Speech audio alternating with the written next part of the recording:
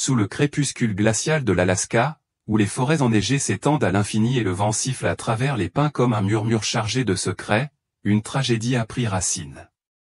Le 5 octobre 2018, Julien Moreau, un expert de la survie au cœur empli d'amour pour la nature, emmène sa fille de 14 mois, Élodie, pour une randonnée d'une journée.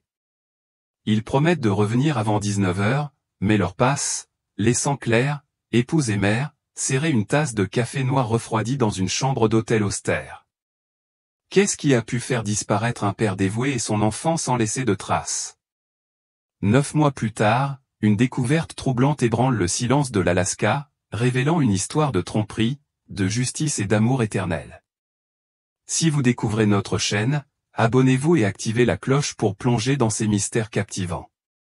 Sous le ciel pâle d'Anchorage, où l'automne peint les forêts d'Alaska d'un éclat doré mêlé de givre, la maison en bois des Moreau se dresse comme un refuge contre la sauvagerie du monde extérieur.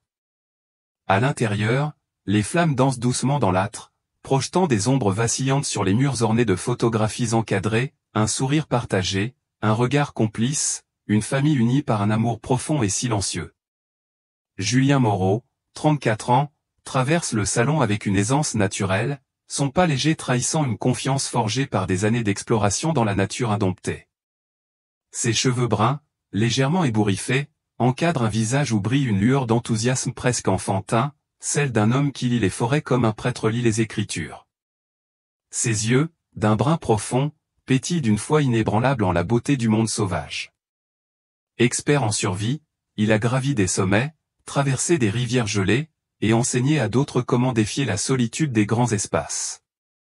Pourtant, ce 5 octobre 2018, il ne prépare pas une expédition périlleuse, mais une simple randonnée, une promenade dans les bois pour partager avec sa fille, Élodie, l'émerveillement des premières découvertes. Élodie, âgée de 14 mois, est un éclat de vie dans la maison. Ses yeux ronds, d'un noir profond, scrutent le monde avec une curiosité insatiable, comme si chaque objet, chaque rayon de lumière était une énigme à résoudre. Assise dans son parc, elle agite un hochet, ses petites mains potelées s'agrippant avec détermination. Julien, penché sur elle, ajuste avec soin le harnais d'un porte-bébé rouge vif, un modèle robuste conçu pour les longues marches.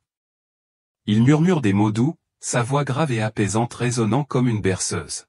« Nous allons voir les arbres, ma petite étoile, » dit-il, un sourire illuminant son visage. Il enfile une casquette de laine verte, un cadeau de Claire, et vérifie une dernière fois son sac à dos, où chaque poche est méthodiquement rangée, une gourde, des couches pour Élodie, une boussole, et une petite couverture pour la protéger du froid mordant de l'Alaska. Dans la cuisine, Claire Moreau est absorbée par son travail. Architecte paysagiste, elle trace des lignes précises sur une esquisse, rêvant de parcourir les enfants comme Élodie pourrait courir librement. Ses cheveux châtains tombent en mèches soignées sur ses épaules, et ses lunettes glissent légèrement sur son nez alors qu'elle se penche sur son dessin.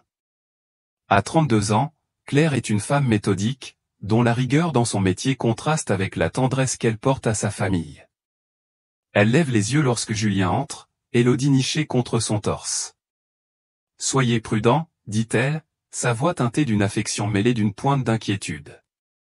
Julien s'approche, dépose un baiser sur son front, et promet avec un sourire confiant, « Nous serons de retour avant 19 h, Claire. Juste une petite aventure pour Élodie et moi. » Elle acquiesce, le cœur léger, mais une ombre fugace traverse son esprit, comme un pressentiment qu'elle repousse immédiatement.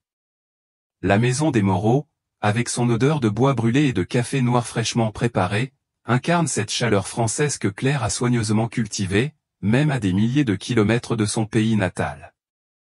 Sur une étagère, une photo encadrée capture un moment de bonheur, Julien, Claire et Élodie lors d'un pique-nique estival, riant sous un ciel bleu éclatant. À côté, un journal local attire l'attention, presque oublié sous une pile de courrier. La une, signée Madeleine Rousseau, une journaliste d'investigation connue pour son acharnement, titre en lettres grasses, « Les mystères de l'Alaska, des disparitions inexpliquées ». L'article évoque des randonneurs évanouis dans la nature, des histoires que Claire a lues avec détachement, jamais imaginant que sa propre famille pourrait un jour rejoindre ces récits tragiques. Dehors, le vent d'octobre commence à se lever, faisant frémir les pins qui bordent la propriété. Julien ajuste la sangle du porte-bébé, s'assurant qu'Élodie est bien protégée contre le froid.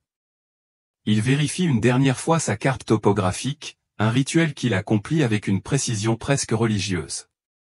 Les bois ne mentent pas, a-t-il coutume de dire, mais ils exigent le respect.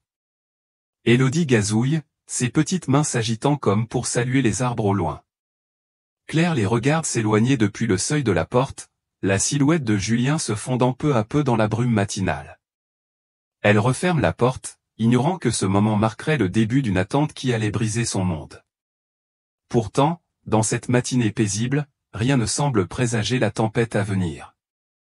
La maison reste silencieuse, hormis le crépitement du feu et le tic-tac d'une vieille horloge. Claire retourne à son esquisse, traçant des lignes qui évoquent des jardins ordonnés, un contraste saisissant avec le chaos imprévisible de la nature qu'elle ne peut contrôler. Julien, lui, s'enfonce dans la forêt, Élodie blottie contre lui, leurs ombres disparaissant sous les frondaisons. L'Alaska, avec ses vallées profondes et ses crêtes acérées, les engloutit comme elle l'a fait pour tant d'autres avant eux. Une tension subtile, presque imperceptible, flotte dans l'air, comme si la forêt elle-même retenait son souffle, prête à garder un secret que nul ne pourrait deviner. 9 mois plus tard, une découverte dans les profondeurs de l'Alaska révélerait une vérité aussi troublante que douloureuse, une vérité tissée de tromperie, de quête de justice, et d'un amour qui refuse de s'éteindre.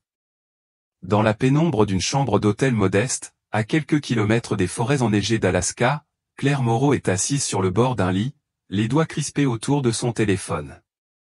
La lumière pâle d'une lampe de chevet éclaire son visage, où l'inquiétude creuse des ombres profondes. Il est 19h15, le 5 octobre 2018, et Julien, son mari, n'est pas rentré. Il avait promis d'être de retour avant 19h, lui et leur petite Élodie, 14 mois, nichés dans un porte-bébé rouge vif. Claire fixe l'horloge, chaque tic-tac résonnant comme un écho de son angoisse croissante. À 20h30, l'attente devient insupportable, un poids qui oppresse sa poitrine. Elle ouvre son téléphone, relit le dernier message de Julien, reçu à 10h32 ce matin-là. Une photo accompagne le texte, un selfie de Julien, sa casquette de laine verte enfoncée sur la tête, son sourire rayonnant malgré le froid mordant de l'Alaska. Derrière lui, Élodie, ses grands yeux noirs pétillants de curiosité, regarde par-dessus son épaule. Alaska est plus belle que jamais. Je t'aime, écrit-il. Ces mots, si pleins de vie, semblent maintenant taillés dans une cruelle ironie. Claire tente de se rassurer. Julien est un expert de la survie, un homme qui lit les vents et les traces d'animaux comme un érudit lit un manuscrit ancien. Il a parcouru des forêts, escaladé des falaises, survécu à des tempêtes. Une simple randonnée d'une journée, même avec Élodie, ne devrait pas poser de problème. Pourtant, une pensée insidieuse s'insinue, et si ce n'était pas un simple retard? Elle repousse cette idée, mais le silence de son téléphone fait naître une peur viscérale. Elle imagine Élodie, si fragile, perdue dans l'immensité glaciale, et son cœur se serre. À 21h, elle ne peut plus attendre. Ses mains, d'ordinaire si stables lorsqu'elle trace des plans de jardin, tremblent alors qu'elle compose le numéro des gardes forestiers. À l'autre bout, Étienne Dubois répond d'une voix posée mais ferme. À 55 ans, ce garde forestier a le visage buriné par des décennies dans les sentiers sauvages. Ses traits, taillés comme le granit des montagnes, trahissent une expérience forgée dans les épreuves. Lorsqu'il entend Claire décrire la situation au Julien Moreau, 34 ans, expert en survie, et sa fille Élodie, disparue après une randonnée un frisson le parcours. Julien est un professionnel, murmure-t-il, presque pour lui-même. Ce n'est pas une question de se perdre. Quelque chose ne va pas, il note les détails, la Jeep grise de Julien, toujours garée à l'hôtel, son itinéraire, un sentier peu fréquenté mais balisé, et la photo, ce sourire confiant qui contraste avec l'urgence. Étienne se rend à la station des gardes de Chugash, où les cartes topographiques s'étalent sur une table en bois usé. Il examine le sentier de Julien, un chemin serpentant à travers des forêts denses et des ravins escarpés, où la neige s'accumule en octobre. Pour un homme comme Julien, ce parcours devrait être une promenade. Pourtant, l'absence de tout signal est inquiétante. Étienne sait que l'Alaska ne pardonne pas, même aux plus aguerris. Les forêts, avec leurs ombres épaisses, peuvent engloutir un homme en un instant, ne laissant qu'un mystère. Pendant ce temps, Claire, incapable de rester immobile, cherche refuge dans une petite chapelle en bois à ancorage. Sous les vitraux projetant des éclats de lumière colorée, elle rencontre le père Luc Bernard, un prêtre de 60 ans aux yeux bienveillants. Claire, les joues humides de larmes, s'agenouille devant l'autel. « Mon Dieu, ramenez-les-moi » murmure-t-elle, sa voix brisée. Le père Luc, posant une main douce sur son épaule, offre des mots de réconfort, « La foi nous porte là où l'espoir vacille, Claire. Dieu veille, mais nous devons agir. » Ces paroles allument une faible lueur dans son cœur, un mélange de peur et de détermination. Dans cette nuit d'octobre, alors que le vent hurle, Claire retourne à l'hôtel, son regard fixé sur la fenêtre donnant sur la forêt. Elle imagine Julien luttant pour protéger Élodie. Elle revoit le visage de sa fille, son rire clair comme une clochette. Mais l'image est balayée par une autre, plus sombre, un père et son enfant, seuls dans le froid, confrontés à un danger inconnu. Étienne organise une équipe de recherche, conscient que chaque heure réduit les chances de les retrouver vivants. L'Alaska, avec ses vallées profondes, semble défier les hommes. Une question obsédante flotte, murmurée par le vent, qu'est-il arrivé à Julien et Élodie? Quel secret la forêt garde-t-elle? Ce moment marque le début d'une énigme déchirante, tissée de désespoir, de tromperie, et d'une quête pour la vérité. 9 mois plus tard, une découverte dans les profondeurs glacées révélerait un fragment de ce mystère, troublant et déchirant, obligeant chacun à affronter ses vérités et mensonges. Dans la lumière tamisée d'une chambre d'hôtel, où le vent d'octobre siffle contre les fenêtres donnant sur les forêts enneigées d'Alaska, Claire Moreau est assise, immobile, comme figée dans un cauchemar qu'elle refuse d'accepter. Il est 6 heures, le lendemain de la disparition de Julien et d'Élodie, et la réalité s'abat avec une cruauté silencieuse. Ses doigts serrent une photographie, le dernier selfie de Julien, où son sourire éclatant contraste avec la peur qui étreint son cœur. Élodie, dans son porte-bébé rouge, fixe l'objectif de ses grands yeux noirs, pleins d'une innocence que Claire craint de ne plus revoir. Chaque regard sur cette image ravive une douleur aiguë, comme si chaque pixel portait un fragment d'espoir qui s'effiloche. Elle murmure, « Où êtes-vous » Mais la chambre reste silencieuse, le tic-tac de l'horloge marquant un temps qui s'étire à l'infini. Si vous êtes toujours avec nous à ce stade, laissez un « ici » ou dites simplement « toujours là » dans les commentaires, nous les lisons tous. Claire sait que dehors, dans l'immensité glaciale, une équipe de recherche s'organise. Étienne Dubois, le garde forestier au visage buriné, a promis de tout mettre en œuvre. Volontaires, chiens pisteurs, et un hélicoptère sont prêts à braver les vallées et crêtes du parc de Chugach. Pourtant, Claire ne peut se résoudre à les rejoindre. L'idée de s'aventurer dans ces bois, où chaque arbre semble cacher un secret, la terrifie. Et si chaque pas la rapprochait d'une vérité insupportable?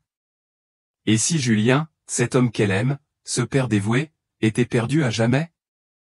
La peur la paralyse, une peur viscérale qui murmure qu'elle n'a pas la force d'affronter une telle perte. Elle reste dans la chambre, le regard fixé sur la photo, se demandant si elle a le courage de regarder la mort en face.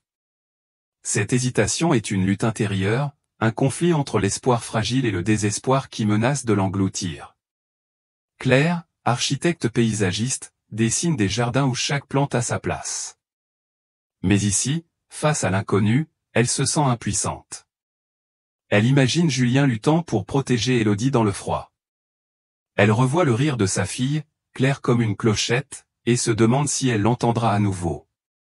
Ses pensées la déchirent, et elle se recroqueville, la photo pressée contre sa poitrine, comme pour emprisonner la vie de ceux qu'elle aime. Son téléphone sonne, brisant le silence oppressant. Madeleine Rousseau, journaliste d'investigation, propose son aide. « Claire, laissez-moi publier un article », insiste-t-elle. La publicité pourrait attirer des indices. Mais Claire secoue la tête, les larmes aux yeux. « Je ne veux pas que ma douleur devienne un titre », répond-elle, la voix tremblante. Elle ne peut supporter que l'amour pour Julien et Élodie soit exposé au public. Cette intrusion lui semble une trahison. Cherchant refuge, Claire se rend à une petite chapelle à Anchorage. Les vitraux, illuminés par la lumière pâle, jettent des éclats colorés sur les bancs usés. Elle s'agenouille, les mains jointes, et ferme les yeux. Les images de Julien et Élodie dansent dans son esprit, Julien ajustant le porte-bébé, Élodie gazouillant. « Pourquoi moi ?» murmure-t-elle, sa voix étouffée. Les vitraux semblent répondre par leur silence, leur couleur vibrant comme une prière muette. Claire se sent proche de sa famille et infiniment éloignée, comme si l'Alaska avait érigé un mur entre eux. Même dans ce moment de faiblesse, une lueur persiste. Claire sait que refuser la recherche ne ramènera pas Julien et Élodie.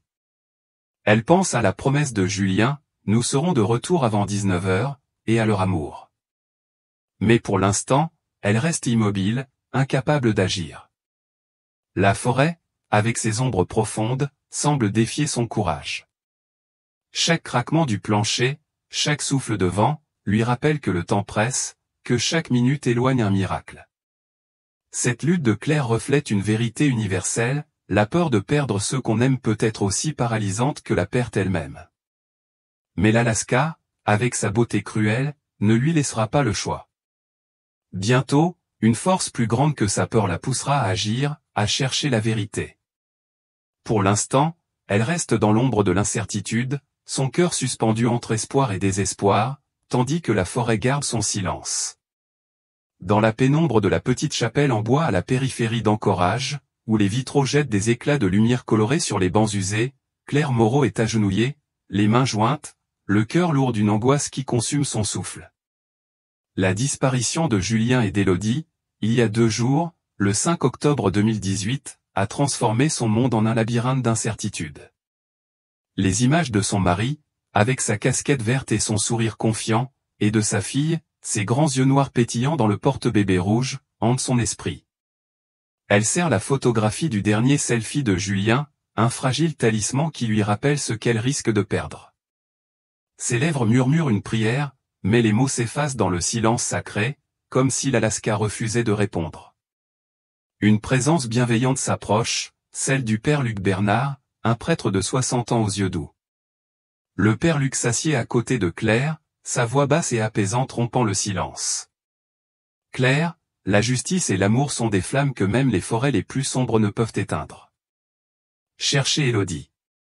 Ne laissez pas la peur voler votre espoir. Ces paroles touchent une corde sensible. Claire lève les yeux, les joues humides de larmes. Et si je ne les retrouve jamais, murmure-t-elle, vulnérable. Le père Luc pose une main réconfortante sur son épaule. Dieu guide ceux qui refusent d'abandonner. Votre amour pour Élodie est plus fort que les montagnes. Il vous mènera à elle. Ces mots raniment une étincelle en Claire. Elle regarde la bougie qu'elle a allumée sur l'autel, son vacillement fragile dans la pénombre. Cette flamme devient un symbole de l'espoir qu'elle doit préserver. Une détermination naît en elle. Je vais les chercher, murmure-t-elle, ses mains tremblantes mais ses yeux résolus. Rejoindre l'équipe de recherche signifie affronter l'inconnu, plonger dans les forêts glacées où chaque ombre pourrait cacher une vérité déchirante. Mais elle ne peut plus rester immobile. À la station des gardes de Chugach, Étienne Dubois prépare l'équipe. À 55 ans, il a vu trop de tragédies pour croire au miracle facile, mais l'histoire de Julien et Élodie le touche. Lorsque Claire arrive, la photographie dépassant de sa poche, il comprend qu'elle a franchi un seuil. « Je viens avec vous, dit-elle, la voix ferme. Étienne hoche la tête. J'ai vu beaucoup de drames en Alaska, Claire. Je n'ai jamais abandonné une affaire, et je ne commencerai pas aujourd'hui. Nous trouverons la vérité. Cette promesse renforce Claire. Elle regarde la carte topographique, ces lignes traçant les sentiers où Julien a disparu. Chaque kilomètre représente un défi. Claire glisse la photographie dans sa poche, imaginant Julien luttant pour Élodie. Étienne ajuste son équipement, son regard scrutant l'horizon. Ensemble, ils s'apprêtent à plonger dans l'inconnu. Dans la chapelle, le père Luc allume une seconde bougie. Que la lumière vous guide, murmure-t-il. Dehors, le vent hurle, portant les secrets d'une forêt qui ne parle qu'à ceux qui écoutent. Claire sent qu'elle n'est pas seule. Le père Luc et Étienne lui ont donné la force de transformer sa douleur en quête pour la vérité. Sous le ciel gris implacable, où les nuages pèsent sur les forêts enneigées d'Alaska, Claire Moreau se tient au bord d'un sentier escarpé, son manteau alourdi par l'humidité glaciale. 3 jours ont passé depuis la disparition de Julien et Élodie, le 5 octobre 2018, et l'espoir fragile s'effrite. Encouragée par le père Luc, Claire a quitté l'hôtel pour rejoindre l'équipe de recherche dans le parc de Chugach. Le bourdonnement d'un hélicoptère déchire l'air, tandis que des volontaires en veste orange s'enfoncent dans les bois, accompagnés de chiens pisteurs. Les forêts, couvertes de neige, s'étendent à perte de vue, leurs pins noirs dressés comme des sentinelles. Les ravins et falaises de glace semblent défier quiconque ose pénétrer, avalant les cris dans un silence oppressant, comme si la nature conspirait pour garder ses secrets. Étienne Dubois, garde forestier au visage buriné, scrute une carte topographique. Julien était un expert, murmure-t-il à Claire. S'il est là-dedans, il a laissé un signe. Claire hoche la tête, serrant la photographie de Julien et Élodie, un talisman dans sa poche. L'image de son mari, avec sa casquette verte, et d'Élodie, ses yeux pétillants, lui donne de la force. Mais chaque pas dans la neige amplifie son angoisse. Et si ce sentier menait à une vérité insupportable? Les recherches, sur des kilomètres de terrain hostile, sont épuisantes. Les volontaires balaient le sol, cherchant une empreinte. Les chiens reniflent, mais les heures passent sans résultat.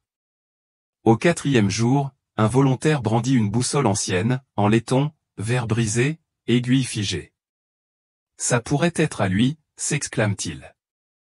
Claire, le cœur battant, s'approche. Étienne examine l'objet, dubitatif. Julien portait une boussole moderne. L'hypothèse qu'il ait suivi une aiguille cassée prend racine, mais un expert conclut que la boussole date du XXe siècle, un vestige sans lien. Un fantôme du passé, murmure Étienne. Claire, déçue, s'assied dans une tente, une thermos de café noir fumant. L'arôme ne chasse ni le froid ni la douleur. Elle regarde la photographie, murmurant, « Julien, où es-tu » Élodie, « Tiens bon. » Chaque gorgée de café amplifie son amertume. L'histoire se répand. Madeleine Rousseau publie Un père et sa fille engloutis par l'Alaska, suscitant des rumeurs, Julien a voulu disparaître.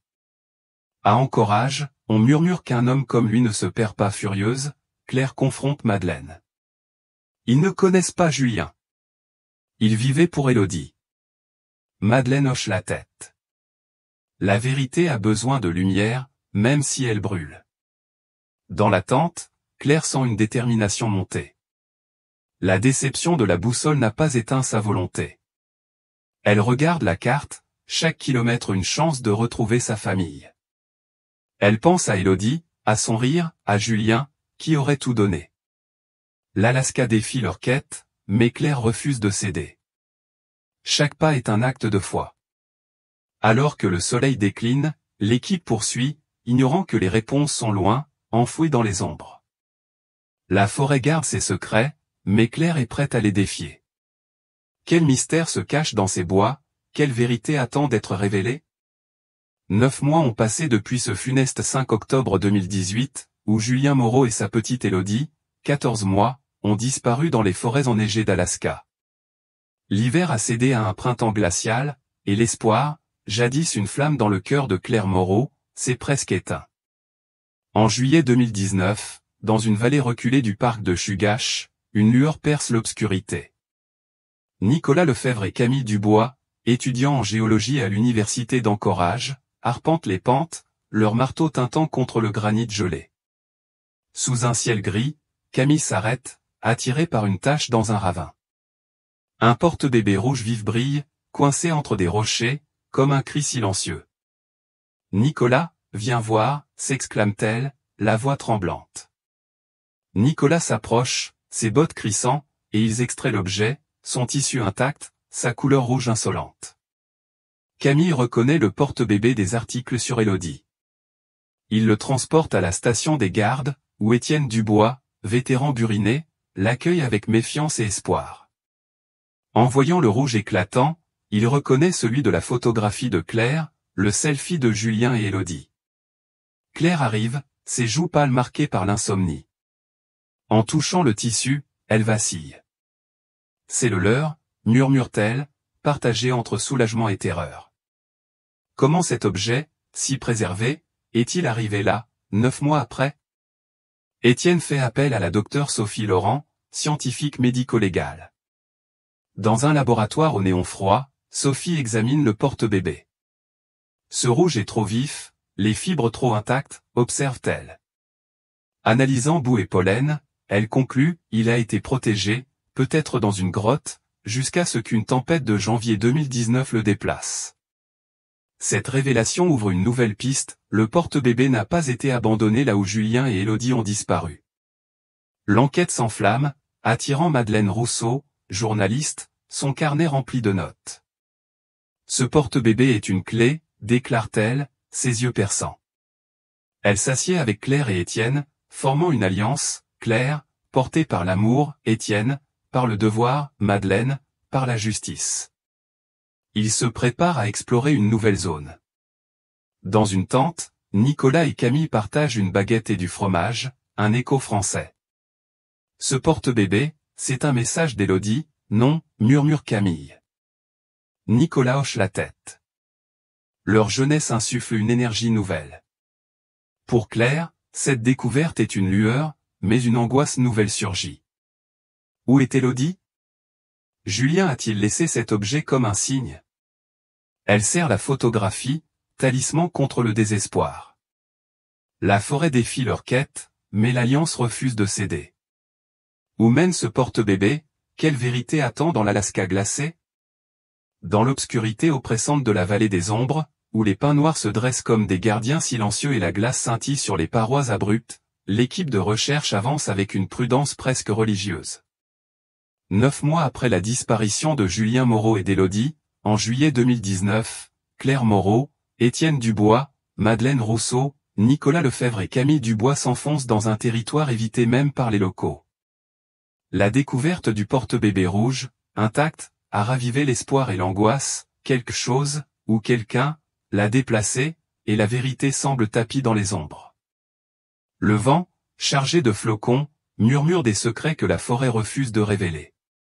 Claire, serrant la photographie de Julien et Élodie, sent son cœur battre à l'unisson de cette quête désespérée. Guidée par les calculs de la docteure Sophie Laurent, qui a retracé le trajet du porte-bébé après la tempête de janvier, l'équipe repère une fissure dans un ravin, dissimulée sous des ronces et de la neige. Étienne, son regard aiguisé, découvre une grotte, une crevasse secrète. C'est ici, murmure-t-il, sa voix grave. Les lampes torchées percent l'obscurité, révélant une silhouette allongée. Claire retient son souffle. Ce sont les restes de Julien, recroquevillés comme s'il serrait un souvenir. Étienne confirme, c'est lui, victime d'une chute fatale. Un silence pesant enveloppe l'équipe. Claire s'effondre à genoux, touchant le sol près des ossements. Des images surgissent, Julien, après une chute, rampant jusqu'à cette grotte, chaque souffle une prière pour Élodie. Tiens bon, imagine Claire, ses larmes roulant. Cette vision renforce sa détermination. Julien est parti, mais Élodie pourrait être en vie. Nicolas découvre une pioche, son manche entouré de rubans verts. Étienne la saisit. Ce n'est pas à Julien, dit-il. Un sang-eau, outil des braconniers de ginseng. Quelqu'un était ici, murmure-t-il. Madeleine griffonne, un indice de tromperie. Qui a croisé Julien? Ont-ils sauvé Élodie ou commis un crime? Claire, en colère, murmure, ils ont pris ma fille. Elle se relève. Je trouverai Élodie, quelle que soit la vérité. Elle prie, posant une main sur la paroi, comme si Julien l'entendait. Guide-moi. Madeleine note, la vérité porte un masque. Étienne sait que la pioche est une clé. Nicolas et Camille, secoués, échangent un regard grave. La vallée des ombres défie leur quête, mais l'équipe refuse de céder. Qui a laissé cet outil? Quel rôle ont-ils joué? La forêt attend, tandis que Claire s'apprête à défier ses ombres. Dans la lumière pâle d'un crépuscule d'été, où les ombres des pins s'étendent sur les collines désolées de l'Alaska rural, une maison isolée se dresse, ses murs de bois usés par le temps. En juillet 2019, 9 mois après la disparition de Julien Moreau et d'Élodie, Étienne Dubois, Madeleine Rousseau et le père Luc Bernard s'approchent avec tension. La découverte des ossements de Julien et de la pioche au ruban vert les a menés ici, chez Antoine et Margot Garnier, braconniers de ginseng vivant en marge. Étienne serre la pioche, le ruban vert comme une accusation. Madeleine, carnet en main, sent la vérité proche. Le père Luc murmure une prière. Il frappe à la porte. Margot ouvre, son visage pâle s'effondrant en voyant la pioche. Antoine se tient raide. Nous savons ce qui s'est passé, déclare Étienne. Madeleine ajoute, cette pioche raconte une histoire. Margot vacille. Nous n'avons jamais voulu faire de mal, murmure-t-elle. Le père Luc, posant une main sur son bras, dit, la vérité est une délivrance. Où est Élodie? Margot s'effondre, racontant une nuit d'octobre 2018. Cherchant du ginseng, ils ont entendu des pleurs. Julien, brisé par une chute, gisait près d'un ravin, Élodie pleurant à ses côtés. Il les a suppliés, sauvez ma fille. Paniqués, craignant d'être accusés, ils ont emporté Élodie, laissant Julien mourir. Nous pensions la protéger, murmure Margot, en larmes. Ils ont élevé Élodie, nommée Amélie, mais la culpabilité les rongeait. Antoine baisse la tête. Nous l'aimions, dit-il. Étienne, en colère, rétorque, vous avez volé une enfant. Le père Luc intervient, la justice rend la vérité. Où est-elle? Margot désigne une porte. Étienne y trouve une fillette de 2 ans, aux yeux noirs de Julien. Un test ADN, effectué par Sophie Laurent, confirme, c'est Élodie. Étienne appelle Claire. Elle est vivante, dit-il. Claire, a encore âge, sent son cœur s'emballer. Elle se précipite vers la maison des Garnier, chaque kilomètre amplifiant sa joie et son appréhension. Elle voit Élodie, désormais Amélie, dans les bras de Margot. Ses traits rappellent Julien. Margot, en larmes, lui tend l'enfant. Elle est à vous. Le père Luc parle, la justice rend la vérité à ceux qui la méritent. Claire, tenant Élodie, est submergée d'émotion. Mais les Garnier, ayant sauvé Élodie par peur, ont prolongé son agonie. Madeleine note, la vérité est une lame à double tranchant. Étienne, regardant Élodie, sent un poids se lever. Quelle justice pour ceux qui ont menti? Claire serre Élodie, consciente que la vérité, libératrice, porte les cicatrices de 9 mois de silence. Sous le ciel doux d'un été finissant à Anchorage, où les lueurs dorées de l'automne caressent les arbres dénudés, Claire Moreau marche lentement dans un parc, sa main tenant celle d'Élodie, 6 ans. 9 mois après la disparition de Julien et Élodie, en juillet 2019, la vérité a émergé des ombres glacées de l'Alaska, mais avec une amertume douce amère. Élodie, retrouvée chez Antoine et Margot Garnier, est transformée. Ses yeux noirs, semblables à ceux de Julien, brillent, mais son regard est distant. Elle ne reconnaît pas Claire, sa mère, qui a traversé un océan de douleur. Claire, serrant la main d'Élodie, sent une barrière tissée par 9 mois de séparation. Chaque pas dans le parc, sous les rayons pâles, est un pas vers un avenir incertain, un défi à l'amour qu'elle doit reconquérir. Claire s'installe à Anchorage, déterminée à reconstruire ce lien. Élodie, appelée Amélie par les Garnier, parle peu, ses silences lourds. Elle joue avec des cubes, ses yeux cherchant un passé innommé. Claire se souvient des gazouillis d'Élodie bébé, un guide dans sa quête. Chaque jour est un pas vers son cœur, murmure-t-elle. Elle lit des contes français à Élodie, espérant tisser un pont. L'arôme d'un café noir emplit la cuisine, ancrant Claire dans sa culture, un rappel de la maison qu'elle veut offrir. Madeleine Rousseau rédige son article final, L'ombre de la vérité, la quête de Claire Moreau, dans un café d'Anchorage. La justice a triomphé, mais l'amour a donné à Claire la force, écrit-elle. L'article interroge la tromperie des Garnier et la capacité de pardonner. Madeleine voit en Claire une héroïne discrète. La vérité blesse, mais l'amour guérit, conclut-elle. Le père Luc rend visite à Claire. Observant Élodie jouer avec un puzzle, il dit, « La justice a ramené Élodie, mais votre amour la guidera vers la maison. » Ces mots résonnent en Claire. Elle sait que le chemin sera long, mais chaque sourire d'Élodie est une victoire. Dans le parc, Claire montre à Élodie une photo de Julien. « C'est ton papa » murmure-t-elle. Élodie touche l'image, un geste brisant le cœur de Claire tout en l'emplissant d'espoir, une promesse d'un printemps français. L'Alaska a rendu Élodie, mais Claire doit ramener sa fille à la maison, dans un amour transcendant le temps. Alors que le soleil décline, Claire sent une paix fragile. La justice, avec Étienne, Madeleine, et le père Luc, a porté ses fruits, mais une nouvelle quête commence, reconquérir Élodie. La tromperie des Garnier a laissé des traces, mais Claire regarde l'avenir. L'amour, plus fort que les montagnes, guidera ses pas. Dans ce parc, elle voit en Élodie l'héritage de Julien, une flamme éternelle. Alors que le soleil décline sur Anchorage, peignant le ciel d'une lueur dorée qui danse sur les cimes enneigées, Claire Moreau et sa fille Élodie marchent main dans la main dans un parc tranquille.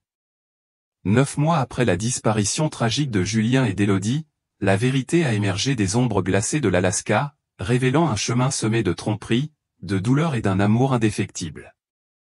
Élodie, désormais âgée de 6 ans, avance avec une hésitation timide, ses yeux noirs, hérités de son père, scrutant le monde avec une curiosité mêlée d'incertitude. Claire, son cœur encore marqué par les cicatrices de l'attente, tient la main de sa fille comme un ancrage, consciente que leur voyage ne fait que commencer. Dans l'obscurité de la tromperie des Garnier, la justice a ouvert une voie, mais c'est l'amour, cet amour plus fort que les montagnes d'Alaska, qui guide leurs pas vers un avenir incertain mais empreint d'espoir. L'histoire de Julien et Élodie nous rappelle une vérité universelle, même lorsque les secrets s'enfoncent dans les profondeurs des forêts, l'amour et la justice trouvent toujours un chemin. La quête de Claire, soutenue par Étienne, Madeleine et le père Luc, est un témoignage de la résilience humaine face à l'inconnu. Et vous, que feriez-vous face à l'abîme entre le bien et le mal? Dans une petite chapelle d'Anchorage, une bougie brûle doucement, son éclat fragile incarnant l'espoir et le pardon, un écho du cœur français. Si cette histoire vous a touché, rejoignez-nous sur notre chaîne YouTube pour explorer d'autres récits où la vérité et l'amour triomphent des ténèbres. Abonnez-vous et activez la cloche pour ne pas manquer nos prochaines enquêtes, aussi captivantes que bouleversantes.